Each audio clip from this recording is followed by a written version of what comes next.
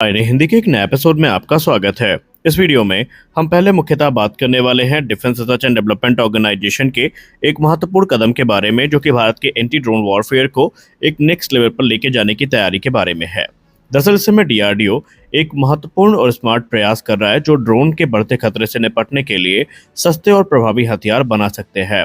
अब यहाँ पर समस्या ये है कि आजकल युद्ध में सस्ते ड्रोन जैसे कि हेक्साकॉप्टर हो गए या छोटे यूएवी लोइटरिंग म्यूनिशन हो गए, इनका बहुत ज़्यादा इस्तेमाल हो रहा है।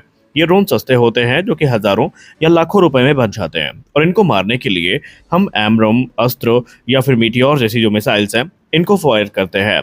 अब जाहिर सी बात है कि इनको यूज़ करना सस्ता तो बिल्कुल भी नहीं होगा, और ये असल में एक घाटे का सौदा होता है। अब यहाँ पर मान लीजिए अगर 10 से 20 छोटे ड्रोन आए तो महंगी मिसाइल से मारना सबको अफोर्ड नहीं किया जा सकता है, और इसी के समाधान पर डीआरडीओ काम कर रहा है।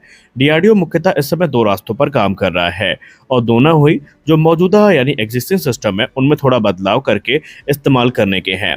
पहला रास्ता ये है कि डीआरडीओ 70 mm और 80 mm के जो रॉकेट्स हैं, जो मुख्यतः एलसीएस प्रचंड में हमें देखने को मिलते हैं, जो कि मुख्यतः एयर टू ग्राउंड अटैक के लिए होते हैं, इनको एयर टू एयर कॉन्फ़िगरेशन में बदल रहा है ताकि इन रॉकेट का इस्तेमाल एंटी ड्रोन वॉरफेयर में किया जाए। और इन्हें एयर टू एयर वेरिएंट में बदलने का बेनिफिट ये है कि इनमें हम लेज़र या इंफ्रारेड गाइडेड सीकर लगाएंगे, प्रॉक्सिमिटी फ्यूज़ लगाएंगे जो लक्ष्य के पास पहुंचते ही खुद को विस्फोट कर देंगे, ताकि जो छोटे ड्रोन है उनको हम टुकड़े टुकड़े कर सकें। इसका फ़ायदा ये है कि एक हेलीकॉप्टर या फाइटर जेट में कई दर्जन ऐसे रॉकेट लोड हो सकते हैं, और यही प्रोसेस हमें लाइट कॉम्बैट एयरक्राफ्ट तेजस में भी देखने को मिलेगा। तेजस मार्क 1 अल्फा में भी यही जो तकनीकी है इसका इस्तेमाल किया जाएगा, और ये मुख्यतः एक शॉर्ट गन की तरह काम करेंगे, जो कि स्वार्म ड्रोन को यानी ड्रोन के जो झुंड हैं उनको भी रास्ते में ही मार गिरा पाएंगे। खास बात यह है कि 80 mm रॉकेट में ही आईआईटी मद्रास और बीईएल के साथ मिलकर बनाया गया है, जो ज़्यादा रेंज और ज़्यादा पावर ऑफर करता है। दूसरा रास्ता ये है कि जो very short range air defence system है, जिसे हाल ही में क्लियरेंस मिली है, इसको हवा में मार करने योग्य बनाना। Very short range air defence system एक man portable air defence system है जो कि कंधे पे रख के फायर किया जाता है, और ये अब इस समय डीआरडीओ काम कर रही है कि क्यों ना इनको ही हेलीकॉप्टर या फाइटर से लॉन्च करने लायक बनाया जाए, जैसे कि एलसीएस प्रचंड हो गया या एलसीए तेजस हो गया या राफेल हो गए। और ये जो एयरक्राफ्ट है ये इनको फायर करके ड्रोन को हवा में ही मार गिराएंगे। अब यहाँ पर ये ज़रूरी इसलिए है क्योंकि ये एक सस्ता ऑप्शन हो सकता है महंगी मिसाइल्स की तुलना में। ये भारत में ही बना है तो जाहिर सी बात है कोई विदेशी निर्भरता नहीं रहेगी, और हम इन्हें तेज़ी से डिप्लॉय भी कर सकते हैं। अब क्योंकि एलसीएस प्रचंड हाई एल्टीट्यूड तक जा सकता है और तेजस भी इस मामले में महारत हासिल रखता है, तो उनमें अगर इनका इंटीग्रेशन हो जाता है तो फिर ये हमारे लिए बहुत ज़्यादा बेनिफिशियल होगा। और इस समय डीआरडीओ महंगे विकल्पों की जगह इसी प्रकार के ऑप्शंस पे काम कर रहा है जो हमारे जेब में भी सस्ते पड़े और काम को भी पूरा कर दें। हमारी अगली बड़ी अपडेट आ रही है रूस के एक प्रस्ताव के बारे में जो SU-57 फैलन से संबंधित है। जैसा कि आप सबको पता है कि रूस हर प्रकार से भारत को अट्रैक्ट करने की कोशिश कर रहा है इस डील के अंतर्गत, और इसी को लेकर हमें अलग अलग जो ऑफर्स हैं वो भी देखने को मिल रहे हैं। अब इसी बीच रूस ने अपना FGFA वाला दांव फिर से खेला है, जहां पर रूस ने भारत से ये कहा है कि जो स्पेसिफिकेशन भारत ने FGFA के लिए रखी थी हम उसको भी मानने के लिए तैयार हैं।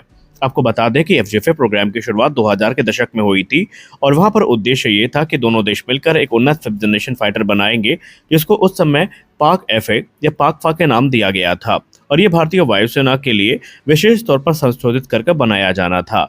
लेकिन इसमें फिर आगे मनमुटाव होते हैं, भारतीय वायुसेना को कंप्लीट एक्सेस नहीं मिलता, और ये मनमुटाव इतना ज़्यादा बढ़ जाता है कि 2018 में भारत खुद को इस प्रोग्राम से बाहर करना ही ठीक समझता है।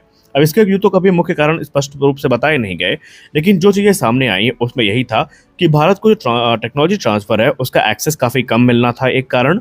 दूसरा कारण था इसमें जो स्टेल्थ परफॉर्मेंस थी वो सेटिस्फैक्ट्री नहीं थी, यानी जो एक्सपेक्टेशन भारत की थी उसको पूरा करने में ये एयरक्राफ्ट सक्षम नहीं था।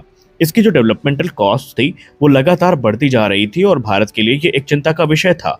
और इसके अलावा अंतिम कारण जो माना जाता है कि रूस इसको लेकर बहुत सारी चीज़ भारत से छिपा रहा था, और भारत को पर्याप्त जानकारी उस समय वो शेयर नहीं कर रहा था और करना भी नहीं चाहता था, और यही कारण था कि भारत ने इस प्रोग्राम से खुद को बाहर कर लिया। लेकिन अब एक बार फिर से यही प्रस्ताव भारत के सामने पुनः लौट कर आया है। रूस ने ट्विन सीट SU-57 वेरिएंट जो है ये भारत को ऑफर कर दिया है। सामान्य SU-57 आपको सिंगल सीट कॉन्फ़िगरेशन में देखने को मिलते हैं, लेकिन इस प्रस्ताव के अंतर्गत भारत को जो ट्विन सीट कॉन्फ़िगरेशन है वो देखने को मिलेगा। बड़ी बात यह है कि रूस ने स्पष्ट कर दिया है कि ऑलरेडी ये जो कॉन्फ़िगरेशन है ये अपने असेंबली तक पहुंच चुका है, और इसे 2026 के अंत तक या 2027 में अपनी पहली उड़ान को पूरा भी कर लेना है। अब यहाँ पर रूस ने कहा कि इस नए वेरिएंट को हम Su-57M2 या Su-57M1E2 जो है वो नाम दे सकते हैं। अब दूसरा व्यक्ति जो इस कॉकपिट में बैठेगा Su-57 के, वो बेसिकली एक वेपन सिस्टम्स ऑफिसर होगा, जिसको हम वीसो भी कहते हैं। आमतौर पर सुखोई 30 MKI में जो सेकंड कॉकपिट होता है उसमें वेपन सिस्टम ऑफिसर बैठता है जो हथियारों को मैनेज और कंट्रोल करता है। उसी प्रकार से Su-57 में भी जो वेपन सिस्टम ऑफिसर है, ये ड्रोन कंट्रोल कर सकता है, मिशन मैनेज कर सकता है, इलेक्ट्रॉनिक वॉरफेयर को संभाल सकता है। इसके अलावा मैन अनमैन टीमिंग के दृष्टिकोण से देखा जाए तो ये बहुत उपयोगी साबित होंगे। यानी एक जो फाइटर पायलट है वो प्लेन को उड़ाएगा और दूसरा जो है वो जो अनमैन ड्रोन्स हैं इनको कंट्रोल करेगा। और इसके अलावा रूस इसे मिनी एवैक्स या एयरबॉर्न कमांड सेंटर की भी संज्ञा देता है, क्योंकि उनका मानना है कि ये टेक्नोलॉजिकली इतना एडवांस है कि ये मिनी एवैक्स की भूमिका को भी निभा सकता है। खैर, भारत इसको लेकर क्या निर्णय लेता है, क्या बोलता है, वो तो हमें आने वाले वक्त में पता चल जाएगा। लेकिन भारत ने क्लियर कर दिया है कि अगर डील होती भी है तो वो 60 से 70 या 50 से 60 एयरक्राफ्ट के लिमिटेड नंबर्स में होगी। तो देखते हैं आगे क्या होता है। जैसे कि आप सबको पता है कि भारत इस समय ड्रोन टेक्नोलॉजी में लगातार अपना जो कदम है बढ़ाता जा रहा है, और इसी बीच रैफ एम्फीबियर को लेकर एक बड़ी रिपोर्ट सामने आई है, जहां पर इनका एक 1.5 टन वजनी जो मेल कैटेगरी का ड्रोन है वो इन्होंने विकसित कर लिया है। और इसका उद्देश्य है भारत की सेना के लिए लंबे समय तक उड़ान भरने वाला निगरानी ड्रोन बनाना। आइए जानते हैं ये ड्रोन है क्या। ये drone basically medium altitude long endurance category का ड्रोन है जो मध्यम ऊंचाई पर बहुत लंबे समय तक उड़ सकता है। इसका मुख्य रूप से जो उपयोग होगा वो border surveillance, intelligence gathering, reconnaissance mission और मैरीटाइम पेट्रोल में किया जाएगा। इस ड्रोन की अगर हम प्रमुख विशेषताओं की बात करें तो रैफ एम्फीबियर के ड्रोन के अनुमानित जो स्पेसिफिकेशन है उसमें इसका वजन 1.5 टन के आसपास बताया गया है। इसका विंग स्पैन तकरीबन 15 मीटर्स का होगा। वहीं ये मीडियम एंड्योरेंस मिलिट्री यूएवी है, जहां पर अगर हम पेलोड की बात करें तो इसमें आपको इलेक्ट्रो ऑप्टिकल कैमरा देखने को मिलेगा, ISR सेंसर्स देखने को मिलेंगे, और जो कम्युनिकेशन पेलोड्स हैं वो कैरी करने की कैपेबिलिटी इनके पास होगी। ये ड्रोन लंबे समय तक हवा में रहकर निगरानी कर सकता है। अब भारतीय सेना इस प्रकार के ड्रोन्स को क्यों चाहती है? दरअसल भारत अपने ड्रोन सर्वेलेंस की क्षमता को तेजी से बढ़ा रहा है, क्योंकि भारत की लंबी जमीन और समुद्री सीमा है।